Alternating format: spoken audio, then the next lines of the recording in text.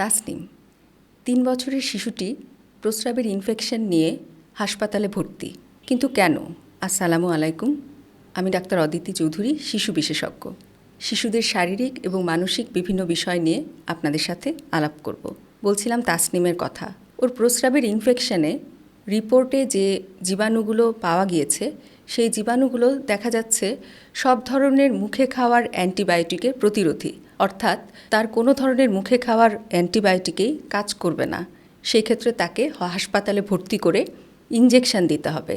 এরকম পরিস্থিতি কেন হলো? তাসনিমের মা বাবা যখনই তাসনিমের সামান্য জ্বর, কাশি কিংবা সর্দি হয়েছিল তখনই তারা দোকানদারের পরামর্শ নিয়ে অ্যান্টিবায়োটিক খাওয়াতেন। এভাবে খেতে খেতে ভুল নিয়মে অ্যান্টিবায়োটিকের জন্য তাসনিমের শরীরে এমন সব জীবাণু গড়ে উঠেছে যেগুলো স্বাভাবিক প্রচলিত মুখে খাওয়ার অ্যান্টিবায়োটিকে কাজ করছে না। এ ব্যাপারে আমাদের আসলে কি জানতে হবে? বাচ্চার কি সামান্য জ্বর কাশি হলেই আমরা অ্যান্টিবায়োটিক খাবো?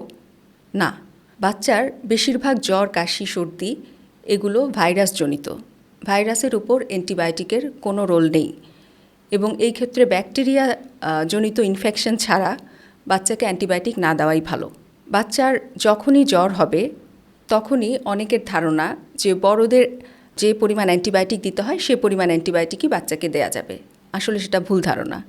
বাচ্চাদের বডি ওয়েট অথবা শরীরের ওজন অনুযায়ী প্রতি কেজিতে যতটুকু ওষুধ আসে ততটুকুই তাকে খাওয়াতে হবে। এই ক্ষেত্রে আবার অনেকে ভাবেন যে যেহেতু বাচ্চা তাকে অল্প একটু অ্যান্টিবায়োটিক দিলেই হবে। এটাও ভুল ধারণা। বাচ্চার ওজন অনুযায়ী যথাযথভাবে অ্যান্টিবায়োটিক না দিলে সেটি আর কাজ করবে না, বরং সেটি এই রেজিস্ট্যান্স গড়ে তোলায় সাহায্য করবে। অনেক সময় আমরা ভাবি যে 2 দিন পরে জ্বর সেরে গেছে আর অ্যান্টিবায়োটিক দিতে হবে না, কিন্তু এটা ভুল ধারণা। কারণ অ্যান্টিবায়োটিক যখন শুরু করা হয়েছে সেটা অবশ্যই সম্পূর্ণ ডিউরেশন অনুযায়ী এটা শেষ করতে হবে।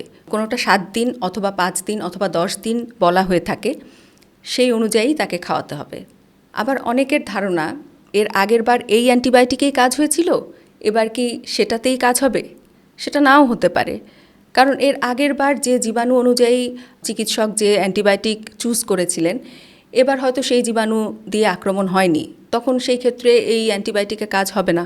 আবার অনেক সময় অনেকে ভাবেন যে অমুকের এই অ্যান্টিবায়োটিকে কাজ হয়েছে, আমার বাচ্চারও তাহলে এই অ্যান্টিবায়োটিকটাই দিই। এটাও ভুল ধারণা, কারণ সব ধরনের জ্বর, কাশি একই রকম জীবাণু দিয়ে হয় না এবং সব ধরনের জীবাণু একই রকম অ্যান্টিবায়োটিকে কাজ নাও করতে পারে। আবার অনেকের ধারণা হয় কম দামি অ্যান্টিবায়োটিক হলেই হবে, সেটা যে কোনো একটা অখ্যাত কোনো অ্যান্টিবায়োটিক খাওয়ালেই হবে, কিন্তু সেটা অত্যন্ত ক্ষতিকর। সেই ক্ষেত্রে কোনো কাজ তো হবেই না, বরং বাচ্চার কিডনির উপর ক্ষতিকর প্রভাব ফেলতে পারে। আবার অনেকে ভাবেন যে খুব দামি অ্যান্টিবায়োটিক দিলেই হলো, সেই ক্ষেত্রে সেটা বুঝি আরও ভালো কাজ করবে, কিন্তু এটাও নাও করতে পারে। কারণ তার জীবাণু অনুযায়ী তার সঠিক অ্যান্টিবায়োটিকটা একমাত্র চিকিৎসকই চুজ করতে পারেন। সেই ক্ষেত্রে কোনো ওষুধের দোকানদার কিংবা নিজেদের আইডিয়া অনুযায়ী কোনো মন গড়া অ্যান্টিবায়োটিক বাচ্চাদের না দেওয়াই ভালো।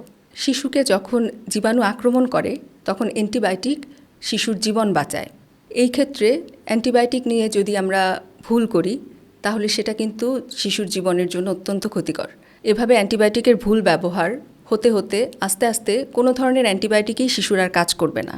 এই ধরনের পরিস্থিতি যাতে না হয় সেজন্য আমরা অ্যান্টিবায়োটিক নিয়ে সচেতন থাকব এবং এর ব্যবহার একমাত্র আমরা চিকিৎসক যদি বলে থাকেন এবং তার ব্যবস্থাপত্রে লিখে থাকেন তাহলেই ব্যবহার করব এবং সেই ক্ষেত্রে যথাযথ ডোজ এবং তার ডিউরেশন, মানে কতদিন ধরে ব্যবহার করা হবে, সেটা যেন আমরা মেনে চলি। বাচ্চাকে মনোযোগী সময় দিন, ভালো থাকুন, সুস্থ থাকুন, মেডিটেশন করুন। খোদা হাফেজ।